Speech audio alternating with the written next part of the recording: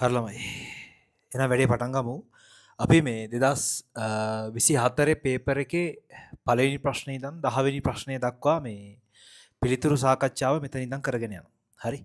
ඒකේ අපි ඉස්සලාම් බලමු මේ පළවෙනි ප්‍රශ්නේ. මම ඒකට අවශ්‍ය යම් දත්ත කිහිපයක් ලියලා දෙනවා මෙන්න මෙහෙම. ඒකේ අපිට දීලා තියෙන්නේ හරි ඉහළම තාපාංකයක් තියෙන ප්‍රභේදය හඳුනා ගන්න වගේ එකක් කියලා තියෙනවා. හරි. ඒක සාමාන්‍ය මම චුටි හැඳින්වීමක් කරගෙන යනවා. හරි. කෙටි හැඳින්වීමක් කරගෙන යනවා. සාමාන්‍යයෙන් තාපාංකය සඳහා බලපාන මූලික සාධක දෙකක් තියෙනවා. ඒ දෙකෙන් එකක් තමයි මෞලික ස්කන්ධය කියන එක. සාමාන්‍යයෙන් බල දන්නවා මෞලික ස්කන්ධය කියන එක්කෙනා වැඩි වෙද්දී. හරි ඒතර මෞලික ස්කන්ධය මම කැපිටල් M කියලා කියන මෙයා අනුලෝමයි. ඔය අපි සාකච්ඡා කරන ලන්ඩන් අපකිරණ බලයට අපකිරණ බලය. එතකොට මෞලික ස්කන්ධය වැඩි වෙද්දී ලන්ඩන් බලය කියන එක්කෙනා වැඩි වෙනවා කියලා යම් අදහසක් තියෙනවා. හරි. ඒතර මෞලික ස්කන්ධය බලපාන විදිය මෙහෙම. ඊළඟ තමයි අන්තර්-අණුක ආකර්ෂණ බල. සාමාන්‍ය මූලික අන්තර්-අණුක ආකර්ෂණ බලත් එක්ක රයිට් ඒ බලවල ප්‍රබලතාවය වැඩි වෙද්දී එයාලගේ බැඳීම වැඩි වෙලා තාපාංක ද්‍රවාංක වැඩි වෙනවා. සාමාන්‍ය මූලික මේ අන්තරණුක ආකර්ෂණ බල කියලා ද්විතීක අන්තරණුක ආකර්ෂණ බල කියලා අපි ඔය උගන්වන කොටසක් තියෙනවා. ඒ ප්‍රභේද 6ක් තියෙනවා. ඒ ප්‍රභේද 6 මේ විචලනය මම චුට්ටක් ලියන්නම්. දුර්වලම එක තමයි ලන්ඩන්. දුර්වලම එක තමයි ලන්ඩන්. ඊට වඩා වැඩි වං රයිට් ස්ථිර ද්විද්‍රව රයිට් ඉඩ මදි වෙන නිසා මම පහළ ලියන්නම් ස්ථිර ද්විද්‍රව ඒක ද්විද්‍රව කියලා ගන්න. ඒ කියන එක්කෙනාට වඩා වැඩි හයිඩ්‍රජන් බන්ධනය එයාට වඩා වැඩි අයනයකුයි ඊළඟට ස්ථිර ද්විද්‍රව හදන අන්තරණුක ආකර්ෂණ බලය.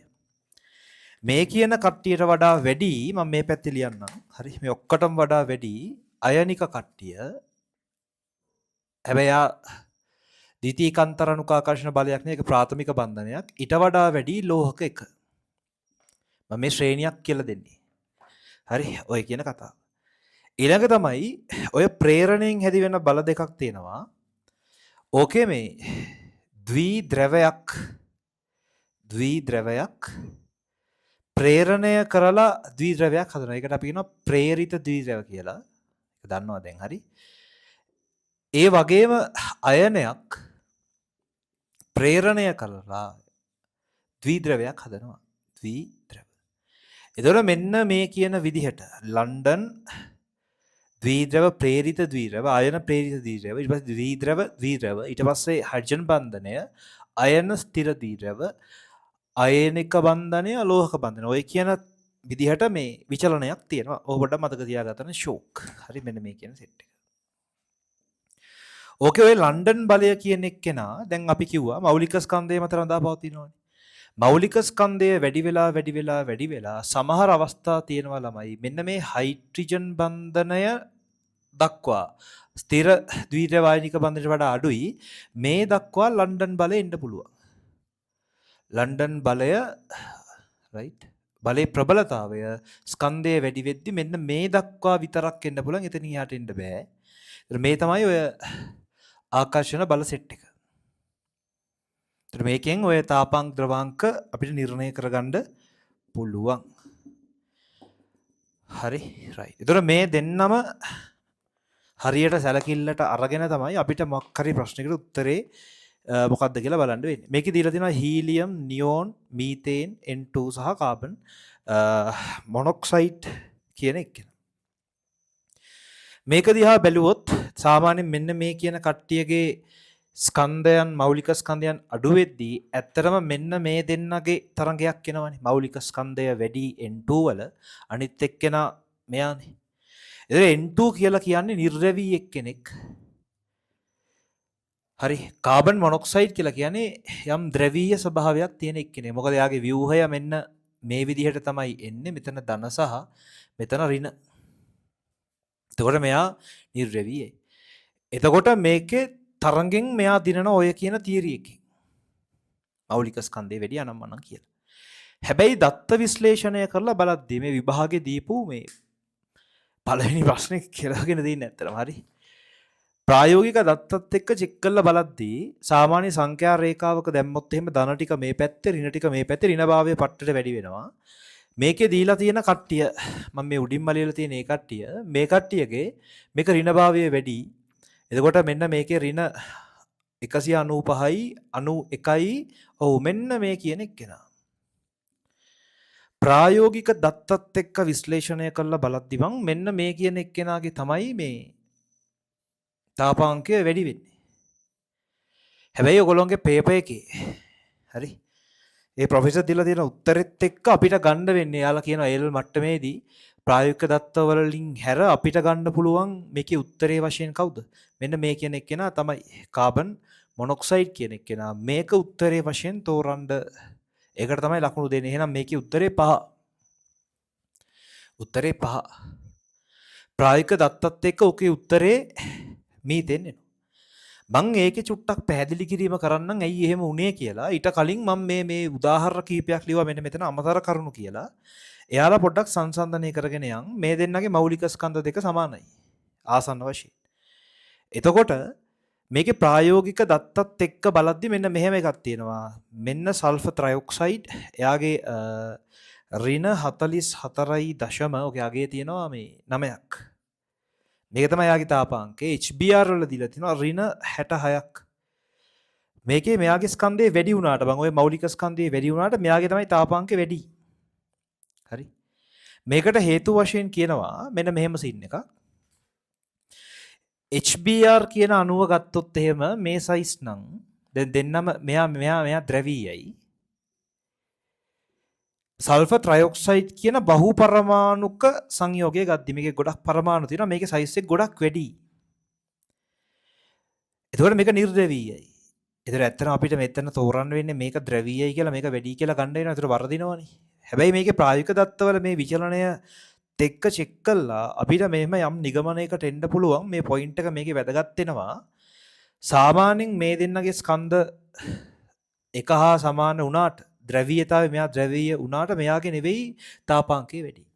තාපාංකය වැඩි වෙන්නේ රයිට් ඒ අදාළ අණුවේ පෘෂ්ඨ වර්ගඵලය. ඔය ලන්ඩන් බලය ගැන අපි උගන්වන්නේ කියන්නේ වටේට තියෙන ඇලෙන්න තියෙන හැකියාව. එතකොට මෙයාගේ පෘෂ්ඨ වර්ගඵලය වැඩි මේ ලොකු පෘෂ්ඨ වර්ගඵලයක් තියෙනවා. එතකොට මෙයා තමයි වැඩියෙන්ම අන්තරණුක ආකර්ෂණ බල හදන. එහෙනම් තාපාංකය වැඩි මෙයාගේ මේ පැත්ත තාපාංකය වැඩි. එතකොට මෙතනට මේ තමයි අපේ ප්‍රශ්නේ. මේක ඍණ මේක ගත්තොත් එහෙම මීතේන් වල අගය ඍණ ඔය 70 අගය හරි මම නිකන් 61ක් කියලා ගන්නම්කෝ. කාබන් මොනොක්සයිඩ් ගත්තොත් එහෙම 191යි ඍණ. මේකේ වැඩි වෙන්නේ මෙයා ඒත් එහෙමයි කාබන් මොනොක්සයිඩ් ව්‍යුහයට වඩා මේක ද්‍රවීයයි. ස්කන්ධයත් වැඩි. හැබැයි මෙයා ගත්තොත් එහෙම මීතේන් කියන එක නමගේ සයිස් එක වැඩි. හේතුව මේක ওই ත්‍රිමාණයේ සෑහෙන්න විහිදෙනවා. ඒතර මේකේ සයිස් එක වැඩි නිසා මෙන්න මෙයා විසින් හදන අන්තරණුක ආකර්ෂණ බල ටික ගොඩක් වැඩි. පෘෂ්ඨ වර්ගඵලයේ වැඩි වීම නිසා. ඒතර මේකේ ස්කන්ධය වැඩි වුණා කියලා ද්‍රවීයතාවයේ වැඩි වුණා කියලා මෙයාගේ තාපාංක ද්‍රවාංක වැඩි වෙන්නේ නැහැ. මේ පැත්තට තමයි තාපාංක ද්‍රවාංක වැඩි වෙන්නේ. එන්න මෙතනට හරි H2 සහ හීලියම් H2 ගේ ඍණ 52ක් වගේ අගයක් හීලියම්ගේ ඍණ 268ක් වගේ අගයක්. මේකෙත් බං වැඩි වෙන්නේ මෙයා. ඇත්තරම මෙයාගේ ස්කන්ධය 2 වෙද්දි මෙයාගේ 4යි. කේස් අපිට මෙයා තමයි වැඩි කියලා ගන්න වෙනවා. මෙයා වැඩි නෑ. ඒකට හේතුව තමයි මෙයාගේ රයිට් H2 පරමාණු දෙකකින් හැදෙන එක්කෙනාගේ පෘෂ්ඨ ඒ කියන්නේ හැදෙන ප්‍රභේදයේ පෘෂ්ඨ වර්ගඵලයට වඩා හීලියම් කියන එක්කෙනා අරේනු චූටිනේ. නේ අවතවගුවේ දකුණට යද්දි හරය අඩු වෙනවනේ. ඒකෙන් මෙන්න මෙයාගේ පෘෂ්ඨ වර්ගඵලය වෙන නිසා මෙයා විසින් හදන ලන්ඩන් බලවල ප්‍රබලතාවය වැඩි. අන්න ඔය කියන පදනම තමයි ප්‍රායෝගික දත්ත වලට හේතු වෙන්නේ. දැන් මම මේක ලිව්වේ මේ යම් පැහැදිලි විස්තර කිරීමක් කරන්න ඕන නිසා. එතකොට ප්‍රායෝගික දත්වල මෙහෙම යම් අක්‍රමවත්භාවයක් ආවේ මෙන්න මෙයාලගේ පෘෂ්ඨ වර්ගඵලය කියන සාධකයේ වැඩිවීමත් එක්ක එයාට හදන්න පුළුවන් ලන්ඩන් බලයේ ප්‍රබලතාවයේ වැඩි කියන සාධකය ඔය ස්කන්ධානම්මනම් වැඩිවීමට වඩා. එතකොට මේ දීලා තියෙන අපේ පේපර් එකේ දීලා තියෙන ප්‍රශ්නෙට හරිම උත්තරේ තමයි මීතේන්. ඒකට හේතුව තේරෙන්නේ නැති මොකද දත්තත් එක්ක බලද්දි කතන්දරේ. දැන් ඕකේ මං අපිට දත්ත මතක නැහැ විභාගෙට යද්දි. නේද? දත්ත මතක තියෙන මොනවා කන්න බෑදනේ. එතකොට මේකේ කෙලිම කාබන් මොනොක්සයිඩ් කියන එක කෙනා ගන්න ඒකට තමයි දීලා තියෙන්නේ. එළල් මට්ටමේ ගන්න පුළුවන් ද්‍රවීය සහ මෙයාගේ ස්කන්ධය වැඩි. එතකොට මේකේ උත්තරේ මෙයා කියලා ගන්න. හැබැයි මේකේ හරිම උත්තරේ මොකද්ද? තුන්වෙනි එක. කරන්න දෙයක් නැහැ. එතකොට මේ කියන කතන්දරේ තාපාංකය බලපාපු මෞලික ස්කන්ධය සහ අන්තරණුකාකර්ෂණ බලවල මේකේ ප්‍රබලතාවය වෙනවා ලන්ඩන් වලින්. ලන්ඩන් වලත් පෘෂ්ඨ වර්ගඵලය වැඩි වෙද්දි තමයි එයාලගේ අදාළ බල සාදා ගැනීමේ හැකියාව වැඩි වෙලා මේ ප්‍රායෝගික දත්වල ඔහොම විචලනයක් එන්නේ. ඒතොර ඒක එහෙම්ම තියෙද්දි මම ඒවට උදාහරණයක් මේ ටිකක් පොඩ්ඩක් ලියා ගන්න පැත්තක මේ සැරේ නිකන් හරි අහන්නත් ඉඩ තියෙනවා මොකද මේ යම් ගැටලුවක් වෙච්ච නිසා ළමයි රිෆර් කරලා තියෙනවද කියලා බලන්න. ඒතොර ඒ தত্ত্বය තුල උත්තරේ ගමු කීයද? මම කියපු කන්ඩිෂන් එක උත්තරේ 5 හරිම කේස් එකේ පැහැදිලි කිරීම ඔබලට තේරෙන්නේ නැති ශේෂ්ත්‍ර වර්ගඵලය පෘෂ්ඨ වර්ගඵලය සහ අණුවේ විශාලත්වයේ වැඩිවීම කියන කාරණාත් එක්ක ප්‍රායෝගික දත්තත් එක්ක සම්බන්ධ කරලා උත්තරේ එහෙනම් උත්තරේ 5 කියලා මම මෙතනින් මේ වැඩේ මොනවා කියලා දානවද නතර කරනවා. රයිට්. අපි යමු මේ ඊළඟ ප්‍රශ්නෙට. දැන් අපි යමු මේ දෙවැනි ප්‍රශ්නෙට. ඒකේ මේ 아무තු කතන්දරයක් තියෙන කියන්නේ මේක වරද්දා ගන්නත් ලොකු chance එකක් තියෙනවා. ඒ කියන්නේ මේ වගේ කාක්ෂික සටහන් කිහිපයක් දීලා අවුෆ්බව් මූලධර්මයේ හුන්නේමේ කියන දෙකම පිළිපදින් නැති එක තෝරන්න කියලා. මොකද අවුෆ්බව් මූලධර්මය කියලා පොඩ්ඩක් බලමු. අවුෆ්බව් මූලධර්මය කියලා කියන්නේ අවම ශක්තියක සිට ශක්තිය වැඩිවන පරිදි උපශක්ති මට්ටම් වලට එහෙම නැත්නම් කාක්ෂික වලට උපශක්ති මට්ටම් එහෙම නැත්නම් කාක්ෂික වලට ඉලෙක්ට්‍රෝන පිරීම තමයි අපි අවුෆ්බව් මූලධර්මය එහෙම නැත්නම් ගොඩනැංවීමේ මූලධර්මය කියලා කියන්නේ. ඒක බං අපි අර ඇඳලා කරන වැඩි හරි. ඊළඟට හුන්ඩ් නියමය. හරි මොකද හුන්ඩ් නියමය කියලා? හුන්ඩ් නියමය කියලා කියන්නේ ඉලෙක්ට්‍රෝන පිරෙද්දි පිරෙන්න ඕනේ භ්‍රමණ සමාන්තර වෙන විදිහට සමාන්තරව පිරීලා ඊට පස්සේ තමයි දැන් මේක කියන්නේ එකම උපශක්ති මට්ටමට පිරීලා ඊට පස්සේ තමයි යුගලනය වීම සිද්ධ වෙන්න ඕනේ. යුගලනය පසුව සිදු වෙන්න ඕනේ.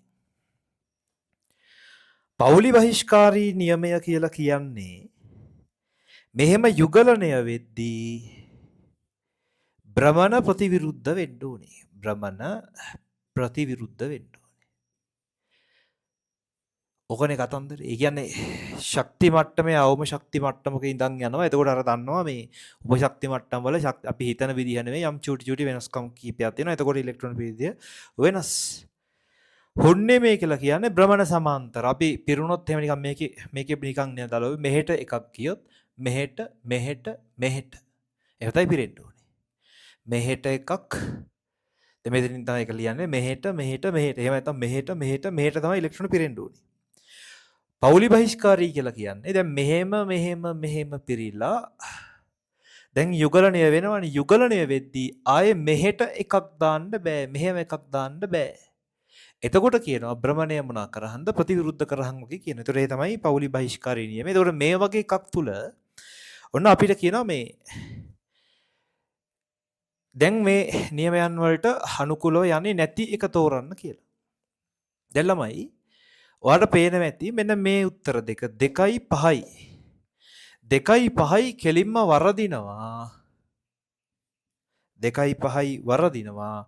මේක පිරෙන්නේ නැතුව මේක සම්පූර්ණ වෙන්නේ නැතුව මේකට ගියපු නිසා. හරි අවුෆ්බව් මුල්තනේ වරදිනවා. අනිත් ඔක්කොම හරි. අනිත් හැම එකෙම උපශක්ති මට්ටම ශක්ති විදියට විචලනය වෙලා තියෙනවා. අපි අනිත් ඒවා දිහා බලන්නේ නැතුව මේක යුගලනය වෙන්නේ නැතුව මේකෙයි රයිට් අනිත් ඒවාට පිරීලා. එහෙනම් අවුෆ්බව් මූලධර්මයෙන් පටහැනිව ගිහිල්ලා තියෙන එක උල්ලංඝනය වෙලා. හරි. දැන් හුන් නියමය. හුන් කියන්නේ හරි අර එක පිරීලා යුගලණය වෙන්න ඕනේ. ඒතර එක පිරීලා යුගලණය වෙලා තියෙන එක තැනක් තියෙනවා මෙතන පිරීලා හරියට. ඒතර මේකේ මේ ඉතුරු ඒවා හරි. මේකේ හරියටම පිරීලා තියෙනවා. මෙතන යුගලණය වෙලා ඊට පස්සේ භ්‍රමණ ප්‍රතිපද මේක හරි. එසේ මේකෙත් යුගලණය වෙලා රයිට් මේ පැත්ත දිහා බැලුවොත් එහෙම යුගලණය වෙලා ගාන්ට පිළිලා. ඒතර මේකත් නිකන් හරි වගේ තමයි ගන්න වෙන්නේ. ඒ පැත්තෙන් කාක්ෂික පැත්තෙන්. හරි මේ කාක්ෂික මේකට පිළිලානේ කොහොම හරි. ඒතර මෙතනත් වෙන වැඩේ තමයි මෙන්න මේ තැන් දෙක වැරදි. ඒ කියන්නේ යුගලණය වෙන්න ඕනේ සරලව මම වචනයක් පාවිච්චි කරනවා ව්‍යුග්මව සන්තුෂ්ත වෙලා. ඒ කියන්නේ ව්‍යුග්මව පිරීලා තමයි ඊට පස්සේ පිරෙන්න ඕනේ මොකටද? යුගලණය වෙන්න. එතකොට මේ කියන தত্ত্ব වැරදි.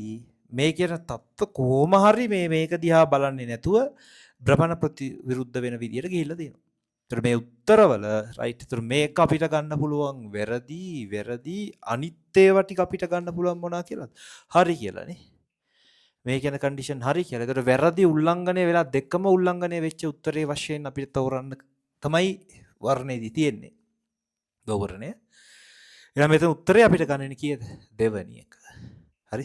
ඒතර මේකේ ඔය නිකන් යම් අර්ථ දැක්වීම් කීපයක් තමයි දුන්නේ මේ කියන කතන්දර වලට. එතකොට ඒ ටික ලස්සනට යොදලා මේ වගේ චූටි වැඩ කෑල්ලක් දාපු ගමන් මොකද වෙන්නේ? අපිට උත්තරේ හොයාගන්න පුළුවන්. පැහැදිලිද නැද්ද? right. හරි. එහෙනම් ඒක උත්තරේ තේරෙන්න ඇති කියලා හිතනවා. මම යනවා ඊගාව ප්‍රශ්නෙට. right. එහෙනම් අපි යමු ළමයි ඔකේ තුන්වෙනි ප්‍රශ්නෙට. ඒකත් හොඳ ප්‍රශ්නයක්. හරියට උත්තරේ තේරුවේ නැති වුණොත් එහෙම වැඩි කෙලවෙන්න තියෙන සම්භාවිතාවය වැඩි තැනක්. අපිට කියන n සමානයි 3 වෙද්දී l වල යම් මගයක් ඊට වඩා හොඳයි n සමානයි 3 වෙද්දී l ට ගන්න පුළුවන් උත්තර ටික. ඒ කියන්නේ උද්දීකාංශ ක්වොන්ටම් අංකයට බිඳුව ගන්න පුළුවන්. ඒ කියන්නේ s ඊට පස්සේ 1 වෙන්න පුළුවන්. ඒක p ආයේ මේක 2 වෙන්න පුළුවන්. ඒක d. මෙයාලට බිඳුවක් වෙන්න පුළුවන්. එකක් වෙන්න පුළුවන්, දෙකක් වෙන්න පුළුවන්, ඊගාවට තුනක් වෙන්න පුළුවන්. මේක S P D සහ F මේ තමයි යාළගේ උපශක්ති මට්ටම් ටික. පැහැදිලි? right. දැන් ඒ කියන අවස්ථාවේ L ට තියෙන උත්තර සාමාන්‍ය L ට තියෙන උත්තරේ ඍණ L සිට ධන L දක්වා ගන්න පුළුවන්. මේ කියන අවස්ථාවේ මේ තැන විතරයි. මෙන්න මේකට ඍණ 1 බිඳුව ධන 1 තියෙනවා. මේ චුම්බක ක්වොන්ටම් අංක. එතකොට ml ට ඍණ 2 ඍණ 1 බිඳුව ධන 1 සහ ධන 2 කියන කට්ටිය ඉන්නවා. ඒ විදිහට මේ ටික ලියාගෙන යන්නම්. ml ට පවතින්න පුළුවන් අගයන්. මේකේ බිඳුව ඒකේ අර කියන තත්ත්වම ඊළඟ අවස්ථාව මෙතන ඍණ 3 ඍණ 2 ඍණ 1 බිඳුව ධන 1 ධන 2 ධන 3. දැන් බලන්න කියන්නේ මෙහෙමයි. n3 ml කියවෙන උත්තරද? ml ඍණ 1 වෙන තැන් මේකේ නෑ. මේකේ ඉන්නවා එකක්. මේකෙත් ඒකම තමයි චෙක් කරන්න කියන්නේ. right මෙතනත් තියෙනවා තව එකක්. මේකෙත් ඒකමයි. මෙතනයි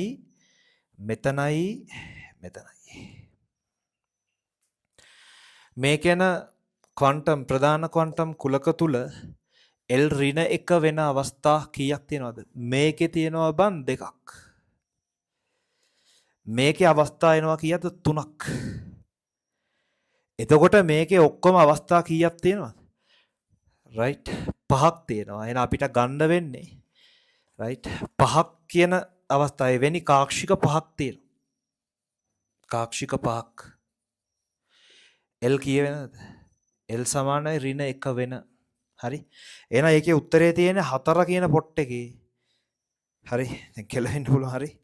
ඔය සෑහෙන බල දෙන්න. ඒතර 5 කියන උත්තරේ තියෙන 4. එහෙනම් ඔයාලට උත්තරේ තෝරන්න කිය තුන්වෙනි එකට 4 වෙනි එක.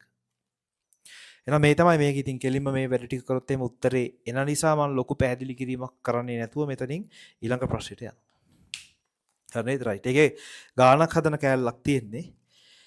හරි. ඒකේ අපි වැඩේ හිමීට ලස්සන්ට කරගෙන යමු. රයිට්. අපි යමු ඊළඟ ප්‍රශ්නෙට. ඒකට හතරවෙනි ප්‍රශ්නේ ඒ පොඩි හැදිල්ලක් තමයි තියෙන්නේ. හරි. ඒතර හදලා ගන්න තියෙන ඒකේ දත්ත ටිකක් පොඩ්ඩක් කියනවා මම ඒක පොඩ්ඩක් ලියාගෙන යන්නම්. තරංග ආයාම ලැම්ඩා x කියලා ගන්නම්. ඒකේ අගේ 1 නැනෝමීටර්ස්. ඉතින් ලැම්ඩා y කියලා දෙනවා. එයාලගේ අගය මේ 3 නැනෝමීටර්ස්. දෙයිනට කියනවා මේ x වල ස්කන්ධය y වල ස්කන්ධයෙන් 3 ගුණයකයි. එතකොට ස්කන්ධය mx කියලා ගමු my කියලා ගමු. මේකේ මෙයා තමයි වැඩි. දැන් දෙන්න සමාන කරන්න පුළුවන්. දැන් ඔය ප්‍රශ්න ලේසියෙන් කොට දා ගන්න පුළුවන්. එයා වැඩි එකානේ. මෙයා පොඩි එකා. පොඩි එකා 3 ගුණයක් කින් තමයි සමාන වෙන්නේ. හරි 3 ගුණයක් වෙයි. අපෙන් අහන්නේ චාලක ශක්තිය අතර සම්බන්ධය. දැන් ඩිබෝග්ලි තරංගායාමය කියන සමීකරණේ අපිට ගන්න පුළුවන් යට mv කියලා යට තියෙන වේගය. මේක සමීකරණ 1 කියලා ගන්න. දැන් චාලක ශක්තියක් සම්බන්ධ වෙච්ච නිසා සහ ස්කන්ධ දීලා තියෙනවා. එහෙනම් මම මේ වේගය කියන එක අයින් කරන්න. මේ වේගය අයින් කරනවා. ඉවත් කරන්න වායුවක චාලක ශක්තිය නේ ඕනෑම ප්‍රවේදයක චාලක ශක්තිය අපිට මෙහෙම ලියන්න පුළුවන්. භාගයයි mv වර්ගය. භාගයයි mv වර්ගය. වේගය උක්ත කරමු ke වලින් වැඩි කරා බෙදුව m වලින් v ගේ වර්ගයක්. v ගේ වර්ගයක්. සා මේ සමීකරණය මං හරි ලේසි වෙන්න මේ මෙහෙමත් අපිට ගේමක් ගහ ගන්න පුළුවන්. මේක වර්ග කරමුද? මෙයාගේ වර්ගය h ගේ වර්ගය යට ඉන්නවා m වර්ග v වර්ග. v වර්ගය කියන එක කෙනා උක්ත කරොත් එහෙම බෙදීම m වර්ග ලැම්ඩා d ගේ වර්ගයන. වේගය වෙනුවට මෙතන පුළුවන් වේගයේ වර්ගය වෙනුවට මේ කැලි ටික ආදේශ කරන්න. රයිට් මේක සමීකරණ 1 කියලා ගමු. මේක සමීකරණය 2 කියලා ගමු. මම දෙකෙන් එකෙහි ආදේශ කරනවා. දෙකෙන් එකෙහි ආදේශ. එතකොට මෙතන 2යි ke බෙදීම m මෙහා පැත්තේ ඉන්නවා h වර්ග යට ඉන්නවා m වර්ග ලැම්ඩා විතරක් ගන්න ලැම්ඩාගේ වර්ගය මෙතන d දාගන්න. මේ m ට මෙයා කැපෙනවා. එතකොට චාලක ශක්තිය කියන එක්කෙනා මෙයා නියත වෙද්දී ඇත්තටම මේ සමානුපාතික වෙන්නේ m ටයි ලැම්ඩා d ගේ වර්ගයටයි. එතකොට මට කෙලින්ම හරි x වලට ලියන්න පුළුවන් kx අනුලෝමයි 1යට mx ලැම්ඩා මේ x කියලා ගන්න d අමතක කළා යාගේ වර්ගය. මේක ප්‍රධානාංක 1 කියලා ගමු. ඊටසේ ke y කියන එක්කෙනා අනුලෝමයි 1යට my ලැම්ඩා y වල වර්ගය මේක 2. මේ දෙන බෙදහන් අපෙන් අහන්නේ අනුපාතේනේ. එතකොට චාලක ශක්තිය අතර අනුපාතය kex යට key සමානයි මේ දෙනගේ පරස්පරයෙන් බෙදුනොත් එහෙම රයිට් මෙතනට එනවා මෙයා මෙතනට එනවා y ගේ වර්ගේ මෙතනට එනවා mx ලැම්ඩා x වල වර්ගේ දැන් ආදේශ කළා දාන්න මෙයා 3යි යට මෙයා ඉන්නවා 1යි නෑනේ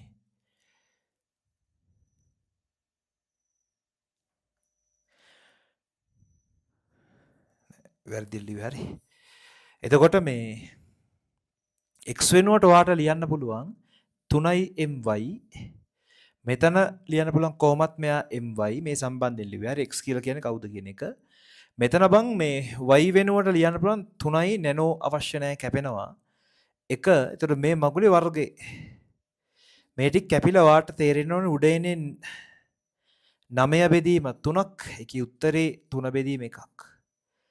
එහෙනම් මෙයාලගේ අනුපාත එන්න උනේ KEX ට KEY 3ට 1ක්. 3ට 1ක්. ඒතකොට ඔය උත්තරේ තියෙනවා බං 4. එහෙනම් කෙලිම උත්තරේ 4 ආයේ කෙලිම ගානක් හදලා උත්තරේ තෝරන්න තියෙනවා.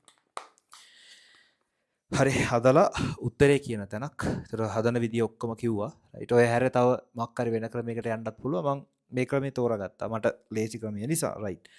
හරි. අපි යමු ඊළඟ කොටසට. එතකොට මේ ඊළඟ ප්‍රශ්නේ පස්වෙනි එක IUPAC නාමකරණයක් තමයි තියෙන්නේ. මේක ඔය ගොඩාක් ළමයි වරද්දා ගන්නවා. ඒක නිසා මම ඕකේ මේ සක්‍රියතා ශ්‍රේණිය ලියන විදිහත් චුට්ටක් ලියලා එතනින් එහා වැඩේට යන්න. හරි. සාමාන්‍ය සක්‍රියතා ශ්‍රේණිය ලියද්දී මතක තියාගන්න ඔය අපි පන්තියේ විහිළුවට කියන LK නේ. තමන්ගේ ජාතියේම තව 3 දෙනෙක් ඉන්නවනේ. තමන්ගේ අයියා මල්ලා සෙට් එක. එතකොට ඇල්කීනය ඊපස්සේ ඉන්නවා ඇල්කයින. ඔන්න තමන්ගේ සෙට් එක තව කතාවක් කියනවනේ මෙහෙම ඔය ගෙවල් වල ඉන්නවනේ තමන්ගේම සහෝදරයෙක් නෝනේ ඒනට තමන්ගේ ගෙයස් ඉන්න එකෙක්. උන්ටත් නිකන් අර නිකන් අමුතුවෙන් තමන්ගේ ගෙදර එකාට වගේ සලකන අවස්ථා තියෙනවනේ. අන්න එහෙම 3 දෙනෙක් එනවා මේකේ මැදට. එතකොට මෙයාලට වඩා මේ කියන කොටස් වල සක්‍රියතාවය වැඩි. ඊළඟ කොටස් ටික තමයි සක්‍රියතා ශ්‍රේණියේ කෙලිම ඇල්කිල් හේලයිඩ්. ඇල්කිල් හේලයිඩ් RX. ඊළඟට ඒ වගේම තියෙනවා නයිට්‍රෝ සංයෝග. නයිට්‍රෝ සංයෝග. නයිට්‍රෝ සංයෝග. ඒ නයිට්‍රෝ සංයෝගයක මෙන්න මේ වගේ කෑල්ලක් නේ තියෙන්නේ. ඊළඟ තමයි ඊතර කෑල්ලක්. ඊතර කෑල්ල. ඒතර මේක ලියලා අපි මෙහෙම මතක තියාගන්න කියලා ළමයි මෙන්න මේ ටික ඔක්කොම නම් කරන්නේ ඇල්කේන නම් කරන විදියට. ඒතර මෙයාලගේ ඔය මේ කොටස් ඔක්කොම ආදේශකාන් ලෙස සලකනවා. හරි. එතකොට මේවා ඇල්කේන විදියෙන් නම් කරන්න. ඇල්කේන. ඉතුරු කට්ටිය ඇල්කීන සහ ඇල්කයින යාලගේ ක්‍රියාකාරීත්වය වැඩි. ඒ අවශ්‍යතාවයට අනුව අදාළ නාමකරණය කියනනම් හරි. ඇල්කයින වෙන මෙතන. ඊළඟට වෙන්න මේ කියන පොයින්ට් එකෙන් ඔය පන්තිය කියනවා මේක මේකෙන් වෙන දෙයක් කරගන්න පුළුවන්. මධ්‍යසාරය කීටෝනය සහ මේ ඇල්ඩිහයිඩ්. ඒකේ ඔය ඔක්සිජන් මැද වගේ තියෙන කීටෝනේ. එහෙනම් මම මේ හරියේ මැද වගේ ලියා ගන්නවා කීටෝන. කීටෝන වලට වඩා ක්‍රියාකාරීත්වයෙන් වැඩි බං ඇල්ඩිහයිඩ්. ඒතකොට ඇල්ඩිහයිඩ් මෙතන ලියනවා. ඇල්ඩිහයිඩය රයිට් වෙන මේ කියන සීන් එකේ. මධ්‍යසාරය කියන එක දානවා ඊට පල්ලෙහෙන්. මේ මං ක්‍රියාකාරී කොටස් වල සක්‍රියතාවය ලියන්නේ. ඔන්නම තමයි ලියන්නේ. දැන් ඊළඟ කොටස තමයි නයිට්‍රජන් අඩංගු සංයෝග 3ක් ඉන්නවා. එකක් තමයි ඇමීනය, ඊළඟ එක නයිට්‍රයිල් සහ ඇමයිඩ. සාමාන්‍යයෙන් මෙන්න මේ හරියට අපි දානවා ඇමීන කියන කොටස. ඇමීන. මෙන්න මෙතනට දානවා නයිට්‍රයිල් සංයෝග. නයිට්‍රයිල් සංයෝග. මෙන්න මේ කියන தත්ත්වය. එයාට වඩා ක්‍රියාකාරීත්වයෙන් වැඩි ළමයි ඇමයිඩ. ඇමයිඩ වෙන්න ඔය චුට්ටක් මතක තියාගන්නත් එක්ක ලිව්වේ. ඔක අපි පන්තියේ ළමයිට පාඩම් කරලා තියෙන හරි. මේ ශ්‍රේණිය තමයි ළමයිට මතක. ඊළඟ එක. ක්‍රියාකාරීත්වයේ වැඩිම කාබොක්සිල් අම්ලේ. කාබොක්සිල්.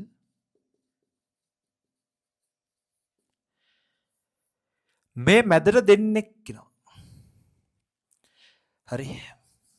මේ පල්ලෙහා ලියන්නම් මේ කාබොක්සිල්.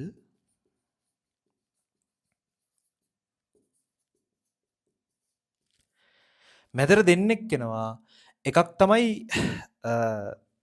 එස්ටරය අනිත් එක අම්ල හේලයිඩ්. ඒතර මැද ඔක්සිජන් ඉන්නවා කියන අර්ථයෙන් අපි මෙන්න මේ හරියට ලියනවා මේ කීටෝ මේ එස්ටරය. එස්ටරේ මැද ඔක්සිජන් කෙනෙක් ඉන්නවා නිකන් පොඩි ෆීලිං එකක් විදියට. ඊට වඩා ක්‍රියාකාරීත්වය අඩුයි අම්ල හේලයිඩ්. අම්ල හේලයිඩ්. අන්න ඔහොම තමයි අපි සක්‍රියතා ශ්‍රේණිය ලියලා චුට්ටක් පාඩම් කරගන්නේ. අන්න ඒක පොඩ්ඩක් ඔයාලට උන්න කියලා දුන්නා. මේ මතක තියාගන්න අවශ්‍ය කට්ටිය මතක තියාගන්න. ඕකේ සංයෝගේ දැන් පොඩි කේස් එකක් තියෙන. හරි. මේක තමයි සංයෝගේ.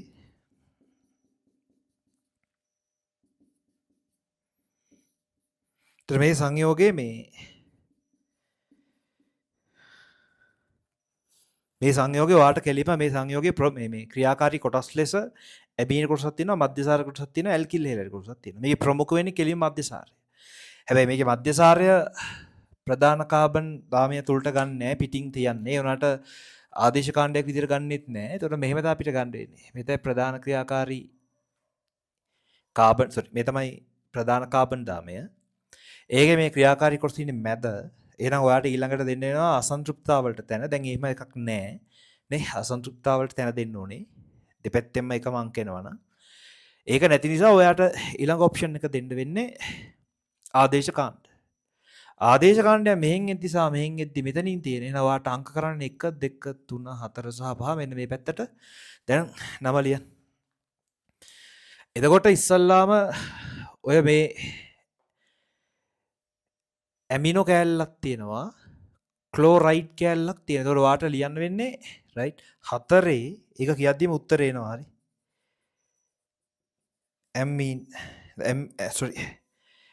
ඇමිනෝ මේකේ මේ M එකයි එන්නේ. හරි. ඇමිනෝ ඊළඟට එකේ ඉන්නවා ක්ලෝරයිඩ් මේ වගේ අවසන් වෙන්නේ ඇමිනෝ ක්ලෝරෝ කාබන් පරමාණු 5යි. එතකොට මෙතනට එනවා පෙන්ට් සන්තෘප්තයි අන් ජාතිය මොකද්ද? මධ්‍යසාර. ඒකිනේ තුනේ ඕල් එකක් නේ. ඇමිනෝ ක්ලෝරෝ පෙන්ටන් සන්තෘප්තයි ජාතිය තුනේ ඕල්. ඔය කියන තත්ත්වයේ උත්තරේ කෙලින්ම උත්තරේ අපිට තෝරන්න කිව්වේ නිකද? දෙවෙනි එක. ආය වෙන කතන්දර නැහැ. ඒ කියන්නේ 4 කියන කතන්දරය ඇවිල්ලා තියෙන විතරනේ. ඒකට ඒ උත්තරේ තෝරන්න පුළුවන්. පැහැදිලි ඇති. රයිට්. ශ්‍රේණිය ලියා ගන්න අවශ්‍ය කට්ටිය ඔය මතක තියාගන්න විදිහත් ආයෙ පොඩ්ඩක් එකපාරක් පිටිවසර අරන් බලන්න. මොකද වීඩියෝ එකක් යන නිසා මම නැවත විස්තර කිරීම කරන්න යන්නේ නැහැ. රයිට්. අපි යමු ඊළඟ ප්‍රශ්නෙට. හරි බං. දැන් යමු මේ 6 තියෙන KSP ගානක් ද්‍රාවණයේ pH හොයන්න කියනවා. හරි. ඒතර මේක බැලූ බැල්මට පේන්න ඕන ළමයි මෙන්න මේ කියන එක්කෙනා ජල විච්ඡේදනය වුණොත් ජලයේ හොඳින් ද්‍රාවණය වුණොත් තම ද්‍රාවිතාවෙන් දිය වෙනවා සහ ඔතන ළමෙක්ට තියෙන හදිස්සියට කෙලවෙන්න පුළුවන් දේ තමයි රයිට්. මෙතන මේ කෙලින්ම OH සාන්ද්‍රණය දෙන්නේ. එතකොට එක්කෝ pH එක එහෙනම් pOH එක හොයලා අනිත් පැත්තට මාරුවක් දාලා යන්න ඕනේ. එහෙම නැත්නම් KW කින් ඒ අවශ්‍ය වැඩේ කරගෙන යන්න ඕනේ. මම මේක සාමාන්‍ය විදිහට කියාගෙන යන්නම්.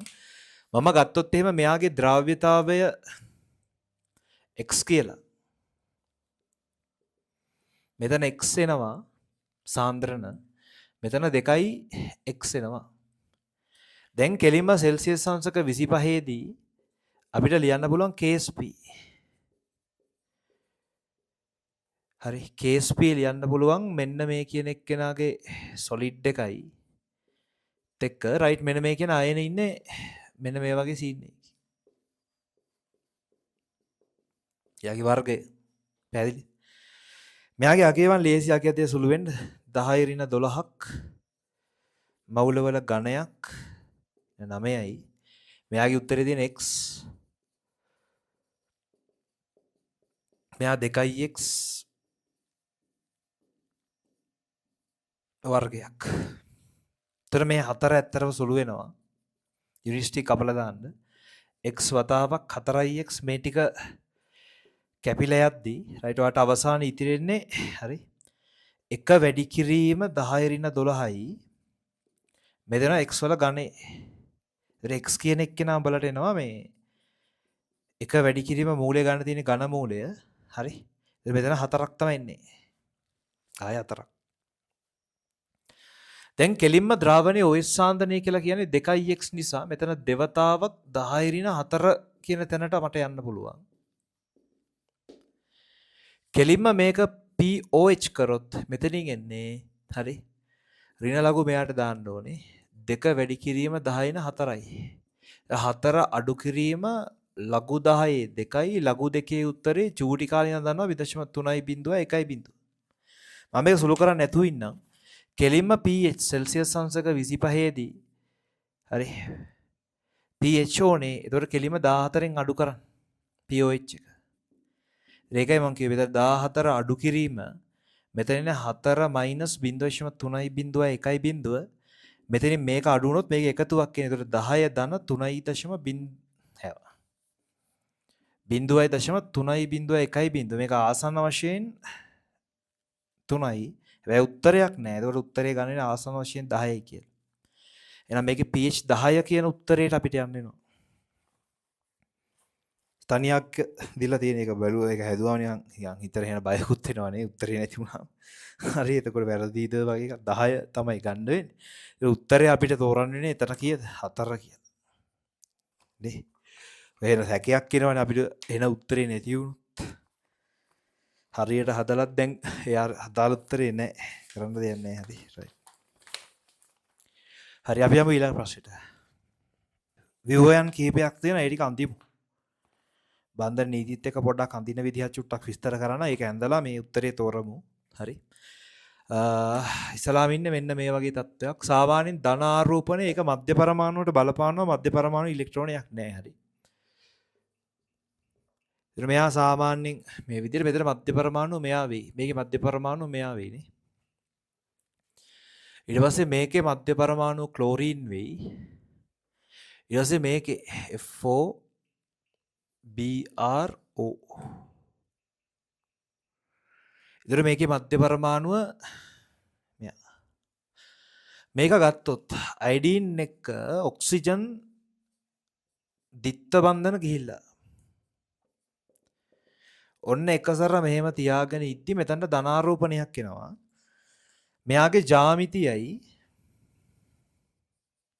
හැඩයයි කියන එක අපිට ලියාගෙන ගියොත් මේ දෙකම තලීය ත්‍රිකෝණාකාරයි. මෙයත් තලීය ත්‍රිකෝණාකාරයි. මෙයත් තලීය ත්‍රිකෝණාකාරයි.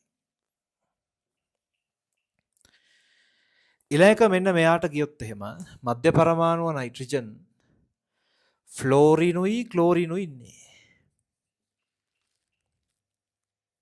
මම හැඩ කළා මදින්නම්. ෆ්ලෝරිනුයි ක්ලෝරිනුයි. එතකොට ළමයි මේක කෙලින්ම ත්‍රිආනතික ද්විපිරමිඩි එකක් තමයි තියෙන්නේ. එතකොට මේ හැඩය. හැබැයි ජ්‍යාමිතිය ගත්තොත් චතුස්තලීයයි. හැබැයි මෙයාට තියෙන්නේ ත්‍රිආනතික ද්විපිරමිඩි මේක පිරමිඩියයි. පිරමිඩිය.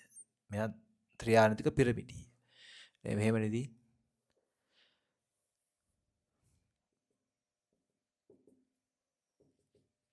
මේ වගේ සීන් එකකින් තියෙන රයිට්. ඊට පස්සේ එක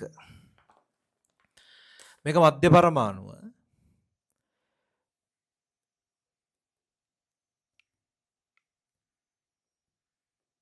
රයිට්. එතකොට මේකේ ඔක්සිජන් පරමාණු දෙකක් ඩබල් බොන්ඩ්. ෆ්ලෝරින් ටික මෙන්න මේ වගේ තලයකට දැම්මොත් ඔයාට එනවා මේකේ නම් එන්නේ ත්‍රිආනතික ද්විපිරමිඩිය. ත්‍රිආනතික ද්විපිරමිඩිය. ඒකමයි මෙතනත්. ඊටසේ මෙතන ඔන්න බ්‍රෝමීන් ඒකේ මේ ෆ්ලෝරින් ටික මෙන්න මේ තලයට දාගත්තොත් ඔක්සිජන් මෙතනට දාගත්තොත් මෙතන උනේ මෙන්න මෙහෙම මේ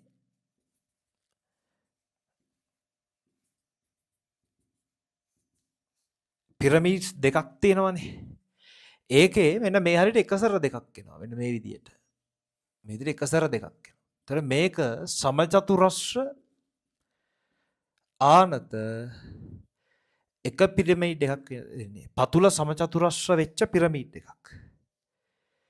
හරි. ඒතර අපිට තෝරන්න වෙන්නේ සමචතුරස්‍ර පිරමීඩිය. සමචත්තු කියන්නේ මේකේ කොහොමත් මේ ජ්‍යාමිතිය කියන එක අෂ්ටතලිය වෙනවා.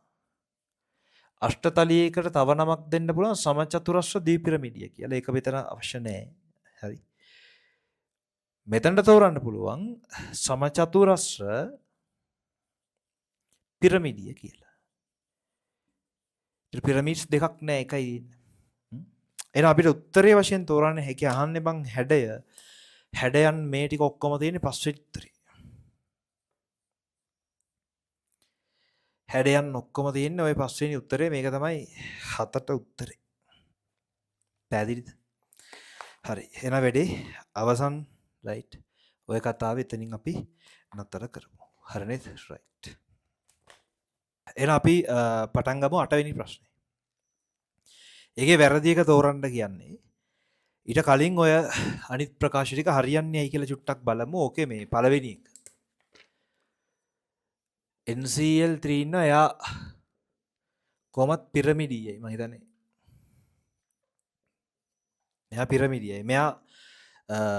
මෙයාගේ සංප්‍රයුක්ත ද්විද්‍රව කූර්ණයක් තියෙනවා. නිසා මේක ද්‍රවීයයි.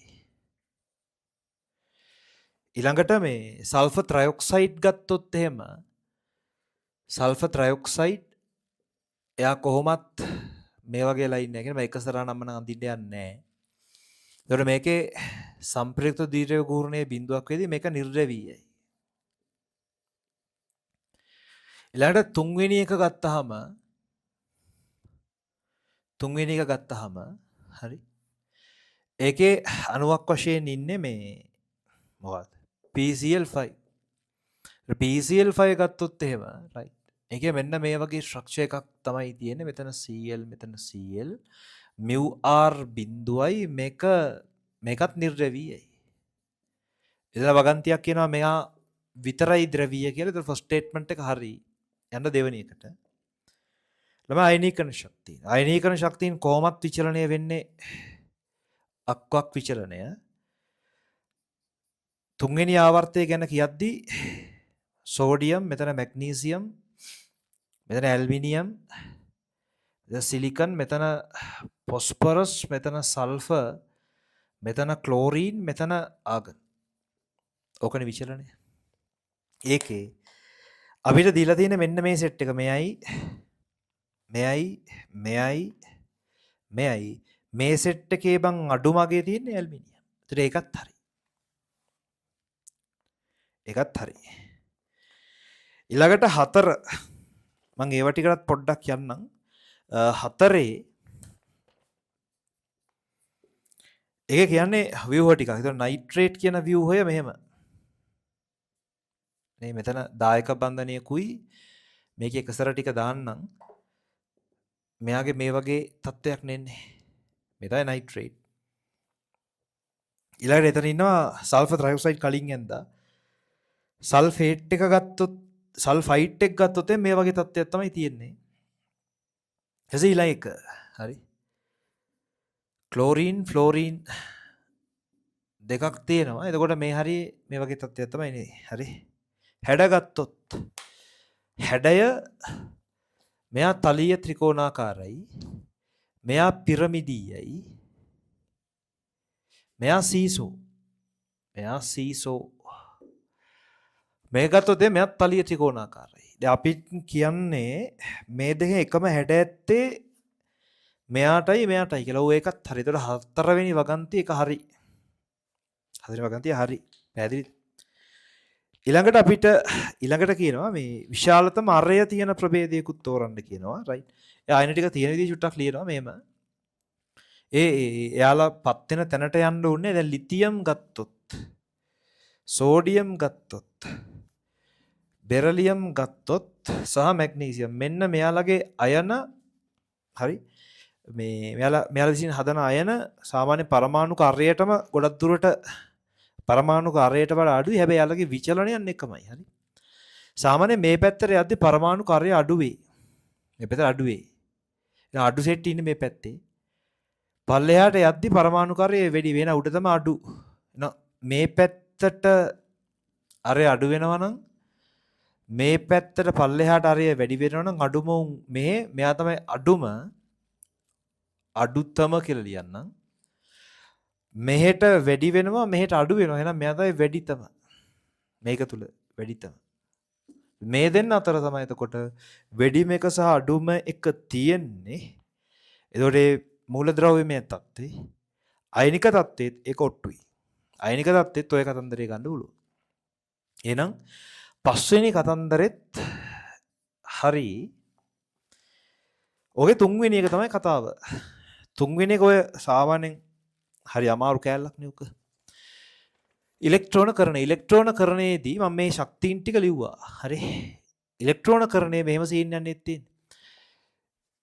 ns 2ටයි ns 2යි np 3ටයි ඊළඟ ns 2යි np 6 කියන තැන් ස්ථායි එයාලට ඉලෙක්ට්‍රෝන ලබා දෙද්දි හරි අමාරුයි. ඒ ඉලෙක්ට්‍රෝන දෙද්දි අපි බාහිරින් ශක්තිය දෙන්න ඕනේ. එතකොට ඒකේ තාප අවශෝෂක ක්‍රියාවක් තමයි මේ තැන්වලදී වෙන්නේ. හැබැයි කෙමිස්ට්‍රිනේ හැමතැනකම එහෙම වෙන්නේ නෑ. මම ওই නිල් පාටින් ලියලා තියෙනවා. ඒ තැන්වල මේ ලියන එක පේන්නේ නැති වෙයි. ඒ ඔක්කොම තාප අවශෝෂකයි. මෙතන තාප අවශෝෂකයි. මෙතන පල්ලෙහාට යද්දි තාප අවශෝෂභාවය අඩු වෙලා. මෙතන ඒක පොඩ්ඩක් කේස්, මෙතන පොඩ්ඩක් කේස්. අනිත් දැන් ඔය අපි කියන තියරි එකේ ඉන්නවා. ඔකට හේතු තියෙනවා. මම ඒක කියන්නේ නැහැ මේ වෙලාවේ. හරි. දැන් මං අනිත් දැන් තාප දායක වෙන්න ඕනේ. මොකද එයා ඉලෙක්ට්‍රෝනයක් අරගෙන තමන්ගේ ඉලෙක්ට්‍රෝන වින්‍යාසය ස්ථායි කරගන්නවා. මෙයාලගේ මේ තියෙන ස්ථායීතාවය බිඳවට්ටන. ඕක තමයි හේතුව ධන වෙන්න. ධන වෙන්න ස්ථායීතාවය නැති කර ගැනීමත් ඍණ වෙන්නේ ඊළඟ ඉලෙක්ට්‍රෝනය ලබාගෙන ලොකු ස්ථායීතාවයක් ගන්න. හොඳම උදාහරණය තමයි මේ හැලජන් වල බලන්නකෝ. ඉලෙක්ට්‍රෝනයක් ඒ අදාළ ප්‍රභේදය ගත්තොත් එයාට එන්නේ උච්ච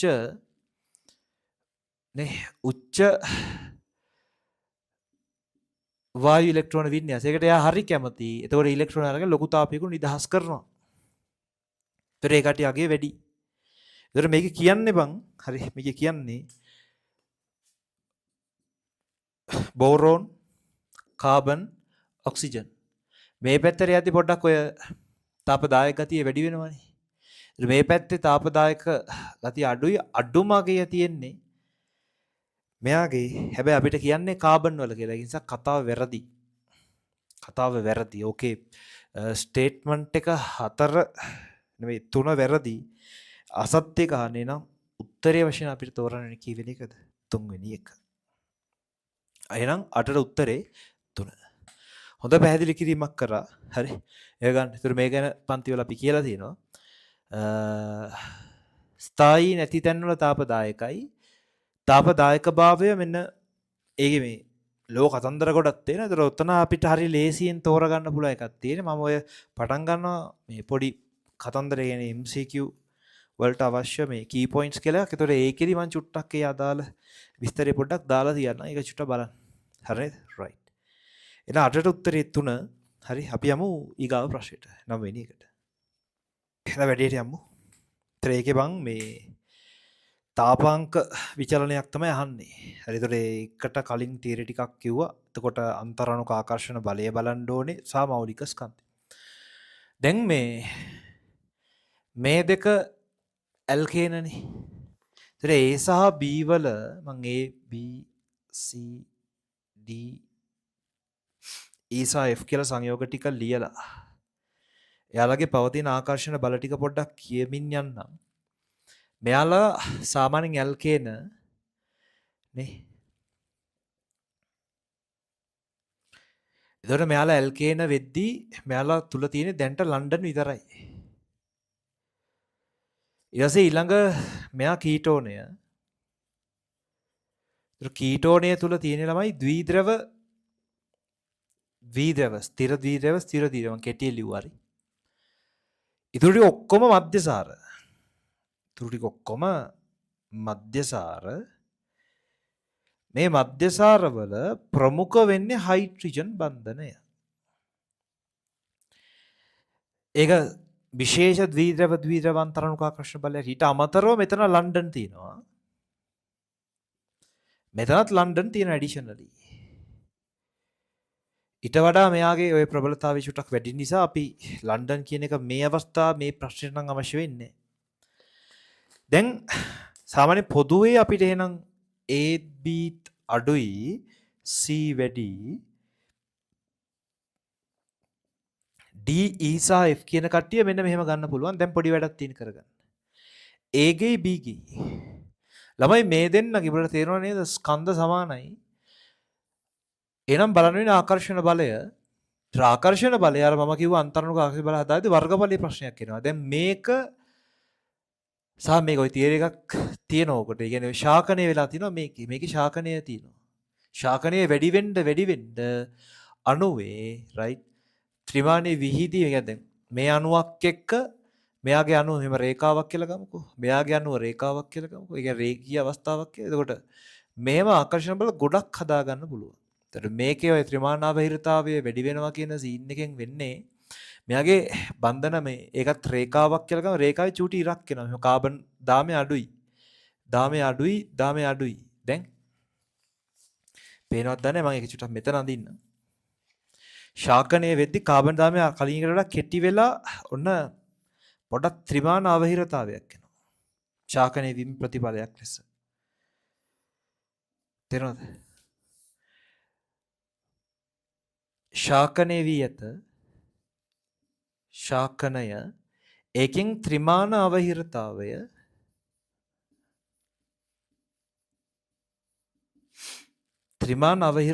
වැඩි වෙනවා. ත්‍රිමාණ අවහිරතාවය වැඩි වෙනවා කියන ළමයි ආකර්ෂණ බල සාදා ගැනීම හැකියාව අඩුයි. හරිනේ කලින් එක ඒක නිකන් ටික රේඛාමය දිගම රේඛා ටිකක් ගත්තොත් එහෙම ඔය කලින් එක. ඒතකොට එතන ආකර්ෂණ බල සංඛ්‍යාව මෙහෙමනම් 4ක් වගේ හැදුවා නම්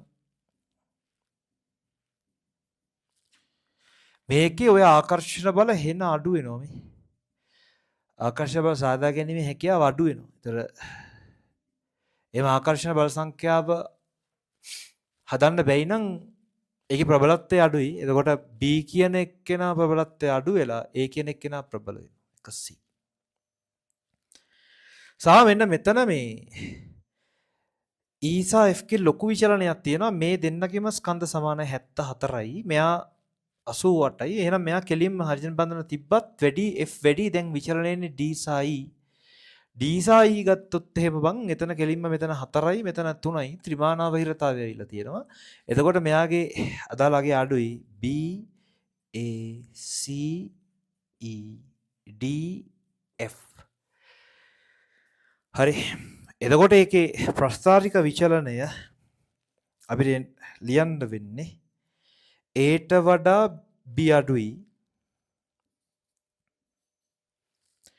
C වැඩි සැලකිය තරම් වැඩි. ඒකට හේතුව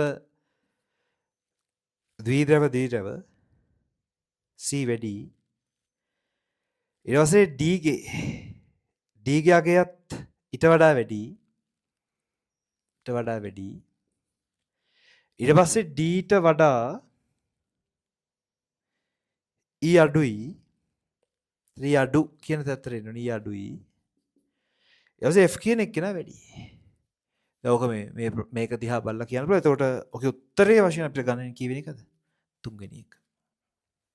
ඒ උත්තරේ 3. පැහැදිලිද? right. එහෙනම් වැඩි ඉවරයි මේ. right හොඳයි විශ්ලේෂණය කළා ගන්න උත්තරේ. උත්තරේ 3 වෙනි එක. ප්‍රස්ථාරය බලන්න. ඔයගේ මේ ඔය වගේම එකක් ගිහලා දිනවා ඒගේ. ඒගේ පහේ. ඒතර ඒ දෙකේ බෑ පහේ අර මේ සමාන B සහ C සමානයි කියලා ඒක වැරදි. ඊට පස්සේ ඒගේ C ගේ දෙවෙනි එකේ සමානයි කියලා කියනවා. සමාන වෙන්න බෑනේ.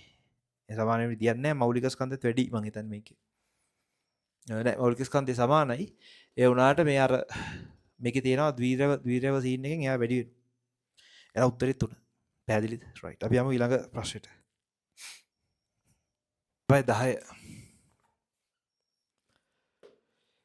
වෙනි ප්‍රශ්නේ මේකේ කතාව නිකම්ම කොට දාගමු. අපෙන් අහන්නේ උත්ප්‍රේරක ක්‍රියාව මගින් ප්‍රතික්‍රියා ශීඝ්‍රතාවය වැඩි වෙන්නේ කොහොමද කියලා. අපි නිකන් දලව මේ කියමු ප්‍රතික්‍රියාවක R සමානයි K A on X කියන බලය.